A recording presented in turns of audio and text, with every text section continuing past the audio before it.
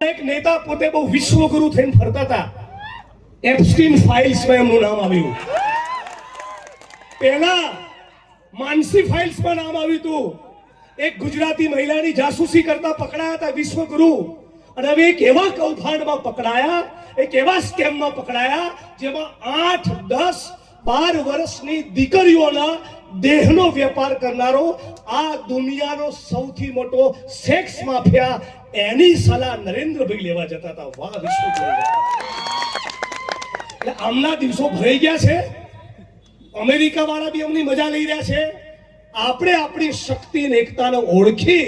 કોંગ્રેસની જનાક્રોશ યાત્રાનું દેડિયાપાડા ખાતે સમાપન કરવામાં આવ્યું હતું. નેતાઓએ ભાજપ આપ પર પ્રહારો કર્યા. કોંગ્રેસની જનાક્રોશ યાત્રા શુક્રવારે દેડિયાપાડા પહોંચી હતી. બિરસા મુંડા સર્કલ ખાતે તેનું સ્વાગત કરવામાં આવ્યું હતું. ત્યારબાદ યાત્રા સ્થાનિક ગ્રાઉન્ડમાં જનસભામાં પરિવર્તિત થઈ હતી. વલસાડથી શરૂ થયેલી આ યાત્રા વ્યારા અને સુરત થઈને ભરૂચ જિલ્લાના ગામોમાંથી પસાર થઈને તે નર્મદા જિલ્લાના દેડિયાપાડા પહોંચી હતી. દેડિયાપાડા બિરસા મુંડા ચોક ખાતે દેડિયાપાડા કોંગ્રેસ સમિતિના પ્રમુખ રાકેશભાઈ વસાવા સહિતના આગેવાનોએ યાત્રાનું સ્વાગત કર્યું હતું.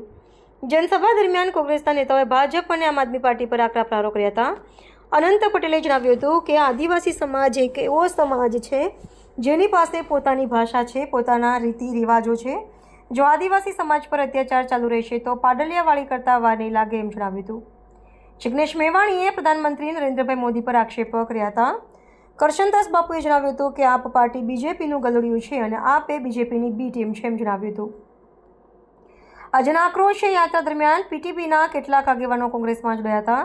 કાર્યક્રમમાં ગુજરાત પ્રદેશ કોંગ્રેસ પ્રમુખ અમિત ચાવડા, તુષાર ચૌધરી, અનંતભાઈ પટેલ, જિગ્નેશ મેવાણી, કરશનદાસ બાપુ, શ્રીનિવાસ, વિક્રાંત બુરિયા, મહેશ વસાવા, નર્મદા જિલ્લા કોંગ્રેસ સમિતિના પ્રમુખ રણજીતભાઈ તડવી, તાલુકા પ્રમુખ રાકેશભાઈ વસાવા, શેરખાન પઠાણ સહિત કોંગ્રેસના અનેક આગેવાનો અને કાર્યકરો ઉપસ્થિત રહ્યા હતા.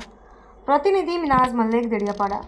આમ આદમી પાર્ટીને કહ્યો, આમ આદમી પાર્ટીને કહ્યો કે હવે પછીની ચૂંટણીઓમાં સાહેબ આપણો દુશ્મન ઈચ્છે છે કે તમારા ને મારા મત આમ આદમી પાર્ટીમાં જાય એટલે કોંગ્રેસના મત ઓછા થાય, એટલે ભાજપને ફાયદો થાય.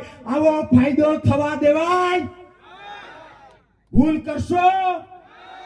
તાકાતથી હમ ખાવા એક મત આમ આદમી પાર્ટીને આપણો કોંગ્રેસનો ન મળવો જોઈએ. હા કે ના? બસ તમે ખાલી એટલું કરો.